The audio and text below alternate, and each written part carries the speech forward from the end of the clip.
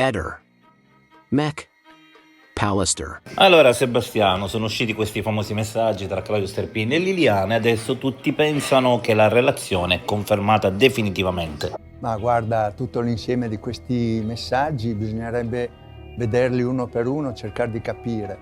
Ma quello che a me mi sconvolge è il fatto che questo signore sta cercando e vuole dimostrare questa storia d'amore e sta infangando Liliana. Per me è una grande puntini. Guarda, per me non... Quindi sono messaggi taroccati? No, fa parte un po', secondo me, Liliana si è lasciata un po' andare in questa amicizia, questo coso così. Beh, se lo dici tu mi fido perché tu sei uno che sa tutto, una sorta di Homo sapiens. L'uomo, guarda, io posso farti vedere una foto che questo era il nostro, questa qua è un paio d'anni prima, eravamo a Trieste in Piazza Unità e noi giravamo l'Europa e andavamo a Lubiana vestiti così, camminare e questo era uno dei tanti vestiti che avevamo, cioè la nostra vita è fatta di 30-40 mila immagini, foto nostre di gioia, di viaggi, secondo me lei si è fatta trascinare da questo signore. Io vorrei chiedere a Sebastiano dov'è la sua di famiglia, dove sono i suoi amici, non gli amici di Liliana, e dove sono finiti, perché nessuno viene a parlare a suo favore. Perché nessuno viene a difenderlo? Perché il figlio non viene a parlare di com'era il loro rapporto quando viveva con loro? Mi fa strano che vuole questa famiglia e questa famiglia se l'è giocata lui dall'inizio raccontando cose non vere sulla nostra famiglia. E come si può avere un rapporto con una persona che oggi dice una cosa e domani ne dice un'altra? E per quanto riguarda che lui dice sempre che la famiglia lo odia, che io personalmente lo odio. No, io non lo odio perché non so cosa vuol dire odiare.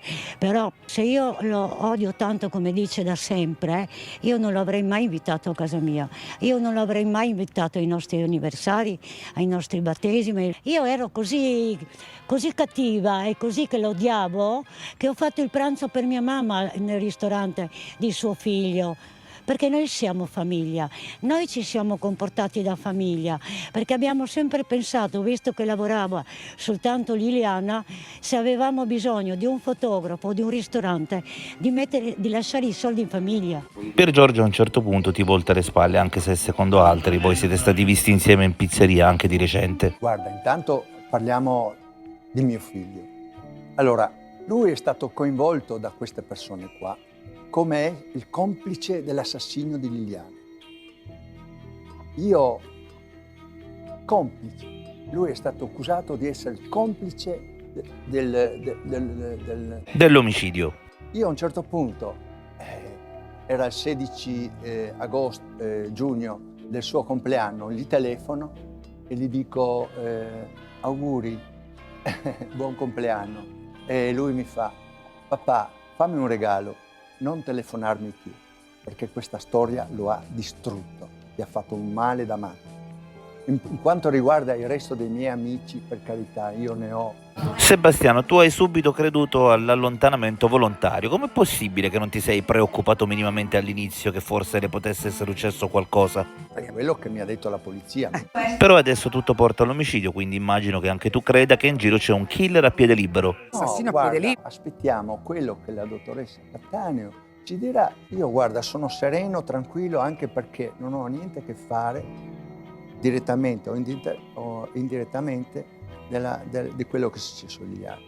Io sono tranquillo. Tu sei uno che si è sempre passato molti capricci, ma senza Liliana, senza la sua pensione, come avresti potuto continuare a vivere in modo decente? Ma queste erano cose nostre. Lo dice il signor Sterpin, lui dice, ma non voleva lasciarlo in braghe di tela. Cosa significa questo? Sì, ma senza i soldi di Liliana, come potevi continuare a vivere, a comprare biciclette, a comprare telefoni? Nessun problema, mi sono sempre arrangiato nella mia vita, sto vivendo tuttora. con le mie piccole cose, con le mie cose. Altro punto, la banda degli onesti e Serpin hanno sempre cercato la verità, tu invece non l'hai mai cercata, hai sempre detto vedremo, se ne occupa la procura, aspettiamo la Cattaneo. Ma guarda, In maniera... la famiglia è sempre stata ostile nei miei confronti, perché intanto quando abbiamo deciso di sposarsi la famiglia ha detto di no. Questo mi è stato riferito dal marito di Silvia, quando era ancora in vita. Di conseguenza, chiediamo a Silvia quante volte le ha detto fatto il compleanno, perché non è venuta. Fosse stato per te non avresti fatto nemmeno l'opposizione all'archiviazione. Io ho lo studio legale di Alice e Paolo Villacca. Stanno lavorando in silenzio, non vanno a starnazzare di qua e di là. È possibile che tu non ti chieda cosa è davvero successo a Liliana? Questo qualcuno lo sa, questo ci verrà detto, perché io spero che comunque qualcosa venga fuori da queste cose qua. Guarda, tutte queste persone che stanno parlando, che vanno in televisione, qualcosa nascondono. Perché, allora, spiegatemi un po', come mai loro il giorno prima si trovavano al posto delle fragole, tutti e tre, Gabriella, Salvo e Sterpin, a 100 metri dove c'era il corpo di Liliana. Cioè, uno mi deve spiegare cosa facevano là un'ora e mezza, no?